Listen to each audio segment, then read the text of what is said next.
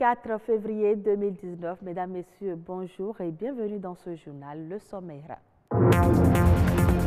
Monseigneur Isidore de Souza encore dans les mémoires. 20 ans après son décès, il est toujours cité en exemple des témoignages dans ce journal.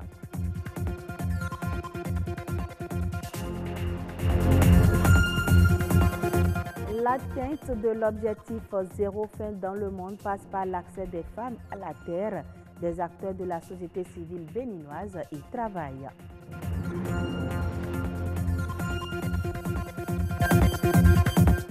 Énergie renouvelable, le comité inter-État de lutte contre la sécheresse au Sahel invite les pays membres à un partage d'expériences. L'objectif est de révéler les potentialités du continent africain.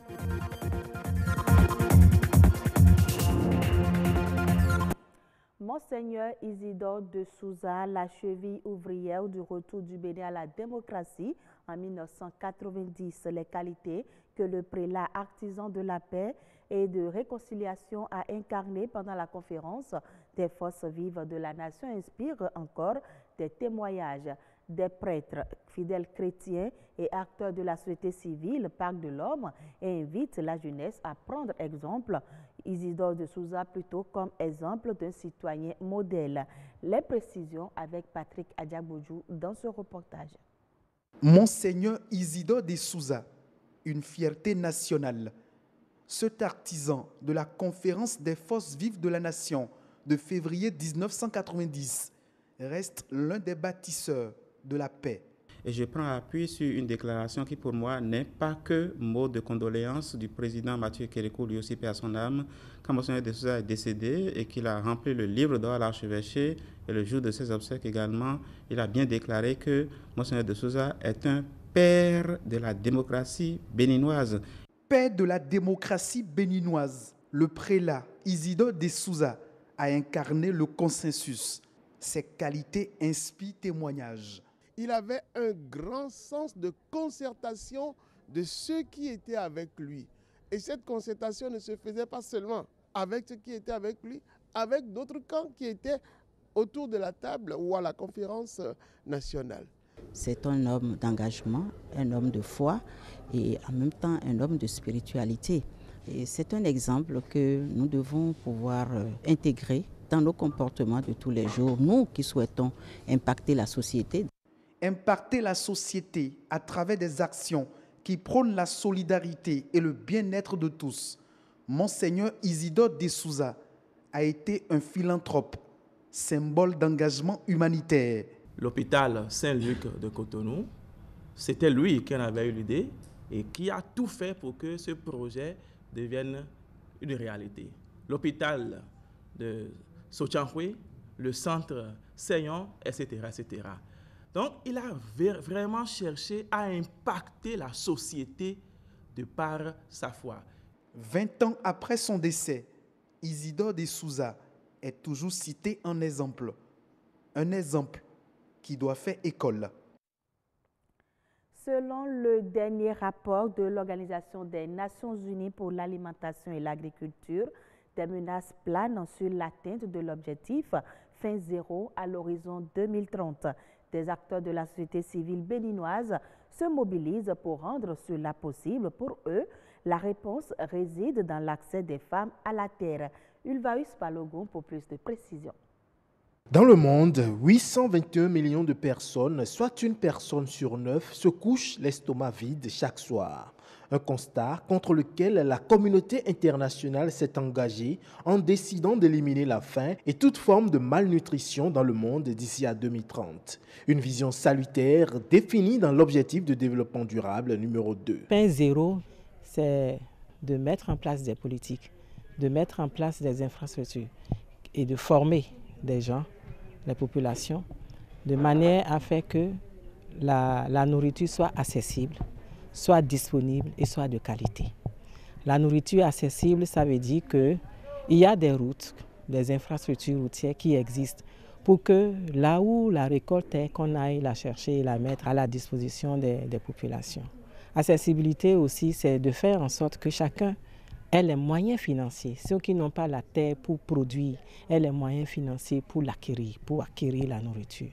la disponibilité, c'est que la nourriture existe à tout moment de l'année. L'éradication de la faim et de la malnutrition constitue alors un enjeu majeur dont le défi est de rendre les systèmes alimentaires et agricoles durables, ce qui pose la problématique de l'entrepreneuriat agricole. Si nous savons qu'aujourd'hui, environ 40% de notre population continue de vivre sous le seuil de la pauvreté, alors que nous avons des terres qui ne demandent qu'à être exploitées. Nous avons la possibilité de produire suffisamment pour l'autosuffisance alimentaire, mais pour revendre aussi, pour atteindre un certain niveau de développement. Du coup, cela va sans dire que nous gagnerons beaucoup plus à retourner à la terre. Et si la terre est le socle pour l'atteinte de la sécurité alimentaire et nutritionnelle, son accès continue d'être une équation difficile, surtout quand il s'agit des femmes. L'atteinte de cet objectif de faim zéro à l'horizon 2030, cet objectif ne peut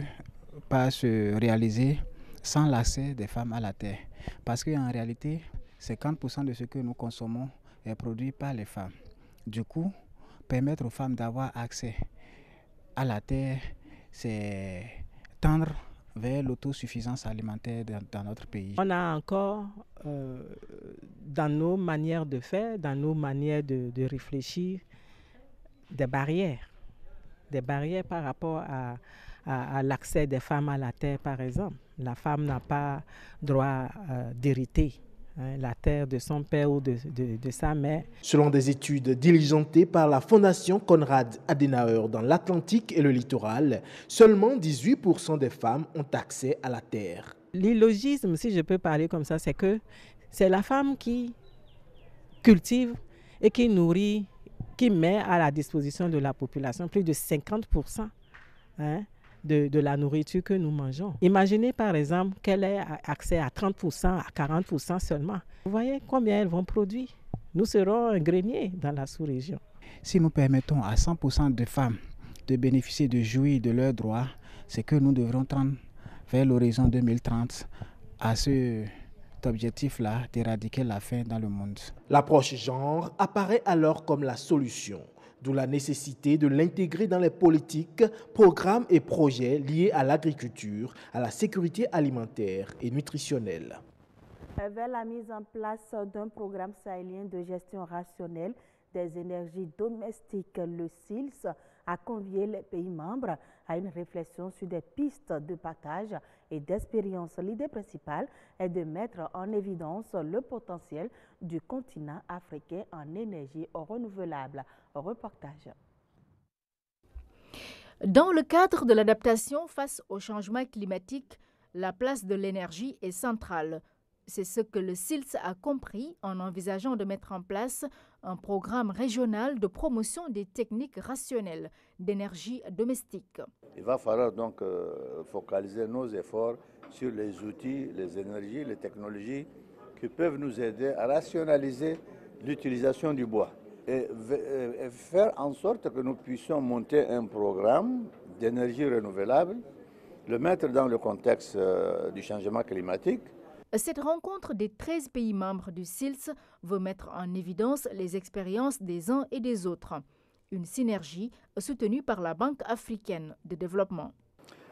Aujourd'hui, c'est une thématique qui fait aussi à la résilience et qui aiderait à sortir les populations de leur vulnérabilité. Le SILS est un partenaire privilégié, les pays du SILS, membres du SILS aussi.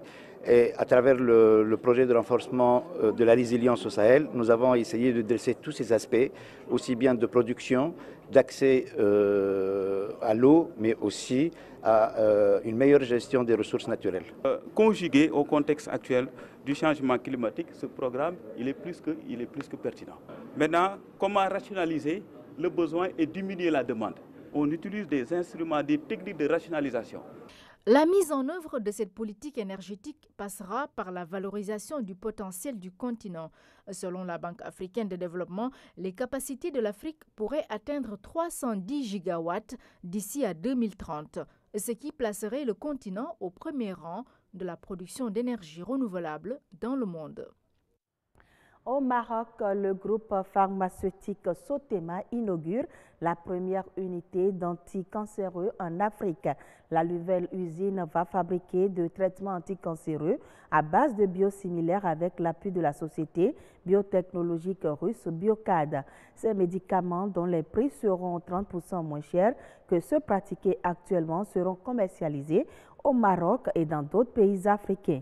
Les biosimilaires, tout comme les médicaments biologiques, sont produits à partir d'une cellule d'un organisme vivant ou un dérivé de ceux-ci. Présentant les mêmes propriétés que des biomédicaments de référence, ils ne peuvent cependant pas être commercialisés avant que les brevets des médicaments copiés ne soient tombés dans le domaine public. Le gouvernement tanzanien prévoit livrer 100 000 tonnes de noix de cajou à Indo-Power Solutions.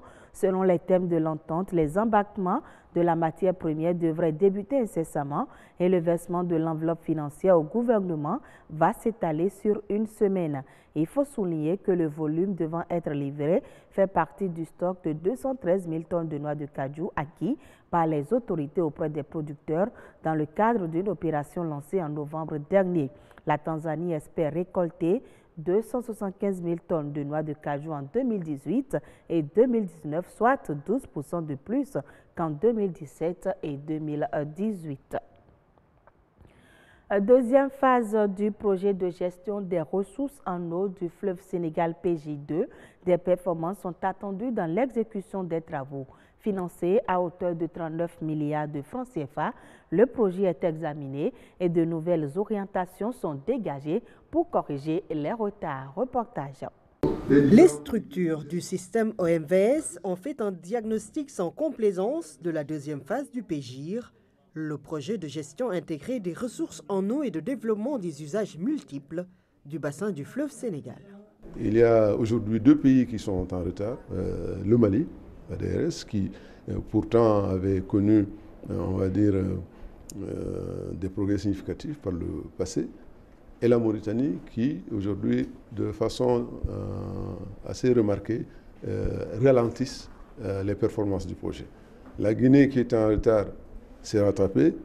Le Sénégal, comme toujours, et c'est le lieu de le souligner, la SAED, a été à la hauteur de nos attentes. Des plans d'action sont élaborés afin d'amener les agences d'exécution à réaliser les travaux et aménagements dans les délais impartis. Les retards ainsi notés pourront être rattrapés. Le projet a commencé avec une lenteur extrêmement pénible, avec des niveaux de décaissement à l'époque très faibles. Et aujourd'hui, depuis que cette unité de coordination du projet est en place, avec une équipe dynamique, le projet a connu significativement une avancée. Dans le PGIR 2, le taux de décaissement est passé de 2% en 2015 à 46% en 2018. Le volet hydro-agricole du projet a permis d'aménager et d'irriguer des milliers d'hectares dans les États membres de l'OMVS. Des aménagements sont également réalisés avec l'appui de la Banque mondiale, du Royaume des Pays-Bas et du Fonds pour l'environnement mondial. Et ce sera tout pour ce journal. Merci à vous de l'avoir suivi.